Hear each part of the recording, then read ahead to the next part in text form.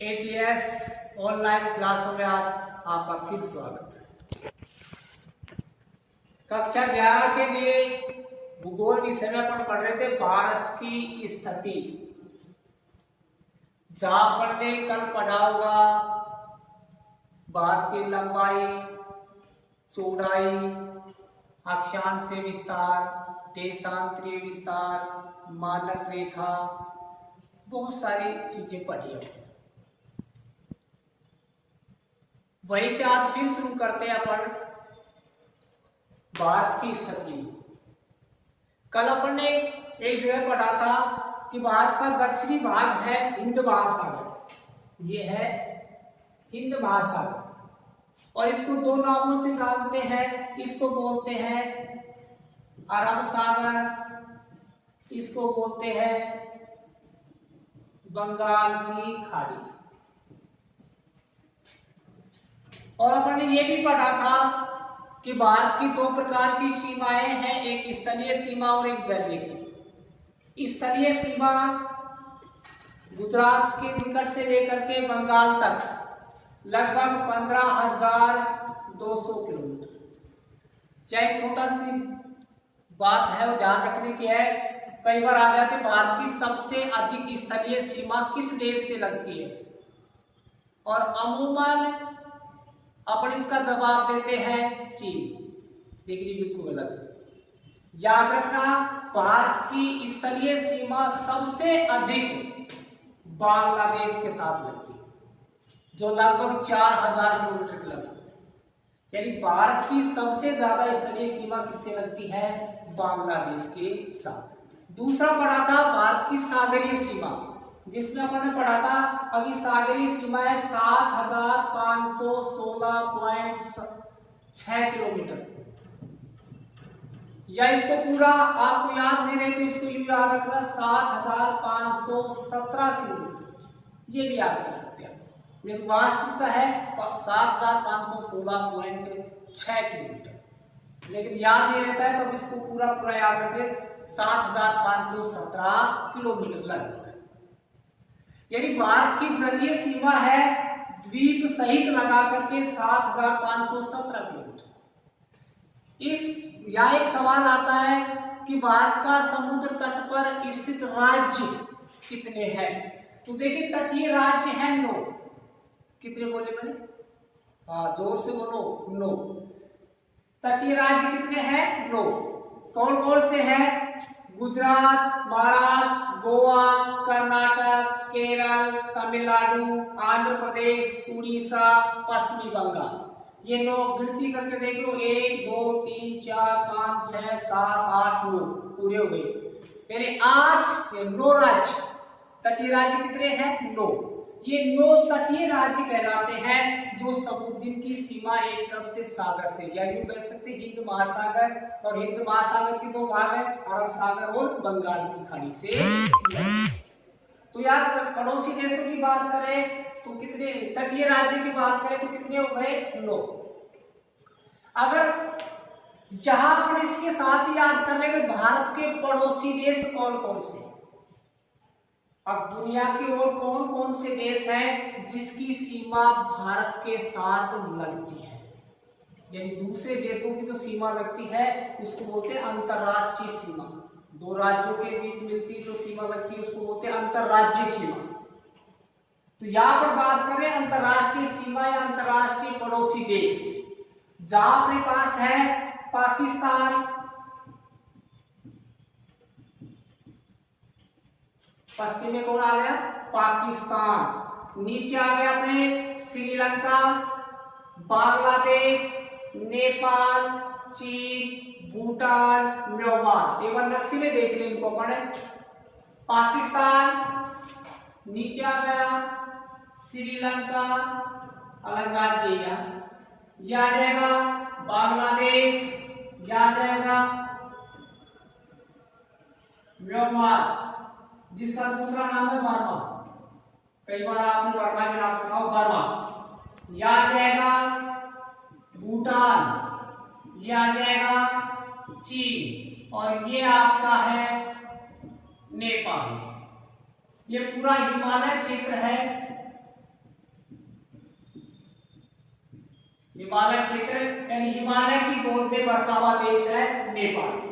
तो ये अपने कौन हो गए, 8 पड़ोसी देश हो गए, पाकिस्तान, श्रीलंका, बांग्लादेश, नेपाल, चीन, भूटान और म्यांमार।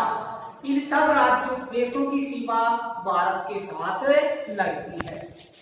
फिर आ जाते हैं कि भाई बहुत बड़ा सवाल है, अब वो मैंने लोगों से अपन बात करते तो पता ही नहीं चलता, लोग जवाब ही नहीं दे पाते।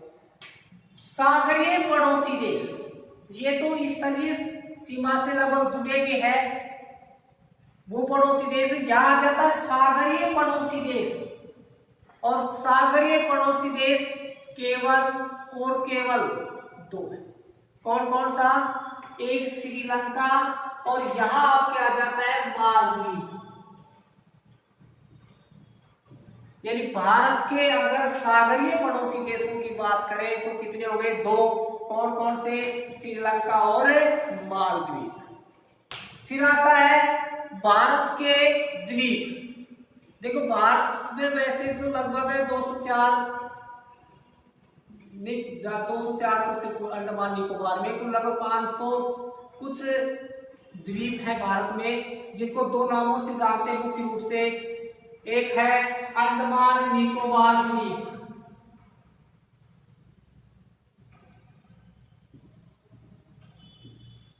अंडमान निकोबार द्वीप जो किसमें है, बंगाल की खाड़ी में।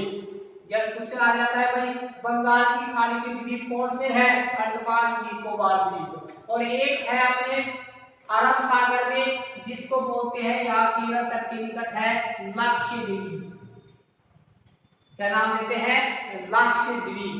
यानी अरब सागर में कौन सा है, लक्षद्वीप, और बंगाल की खाड़ी में कौन से है, अंडमान निकोबार द्वीप। या एक शब्द हो रहा है अपने पास खाड़ी। खाड़ी किसे कहा जाता है, खाड़ी का अर्थ होता है, क्या काम है, खाड़ी। खाड़ी का अर्थ होता है ऐसा भूभाग जो 3 ओर से जल से घिरा हो, जो 3 ओर से जल से घिरा हो और एक भाग स्थल से जुड़ा हो, तो उसे कहते हैं खाड़ी। यहाँ अपना पहला अध्याय लगभग पूरा हो गया। अगले वीडियो में अपन दूसरा अध्याय पढ़ेंगे, लेकिन याद रखना नियमित रूप से जो भी इस ग्रुप से जुड़े हुए हैं वो नियमित रूप से इन्हें सुने, बार बार सुने, और जितना भी राइटिंग हो सके उसको उतना राइटिंग में करें। और इसके साथ ही इस लेसन के कुछ क्वेश्चन मैं आपको बता देता हूँ, वो क्वेश्चन आपको करके लाने हैं, या मैं नोट कर देता हूँ नीचे यहाँ। तो क्वेश्चन देख लीजिए, कुछ क्वेश्चन ही देना चाहूंगा जिनको आप आराम से लिख सकते हैं। क्वेश्चन नंबर 1 होगा आपका, क्वेश्चन नंबर 1, भारत का अक्षांश व देशांतरीय विस्तार लिखिए। पहला सवाल क्या है, भारत का अक्षांश व देशांतरीय विस्तार लिखिए। क्वेश्चन नंबर 2, खाड़ी किसे कहा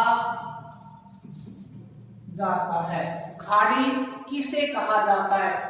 तीसरा क्वेश्चन हो जाएगा, भारत के पड़ोसी देश कौन कौन से हैं, भारत के पड़ोसी देश कौन कौन से हैं। और चौथा क्वेश्चन कर लेंगे, भारत की मानक रेखा कौन सी है, भारत की मानक रेखा कौन सी है। और आखिरी और 5वां सवाल है आपके लिए, 5वां सवाल लास्ट सवाल है, ध्यान रखना। भारत की लंबाई व चौड़ाई लिखिए, भारत की लंबाई व चौड़ाई लिखिए।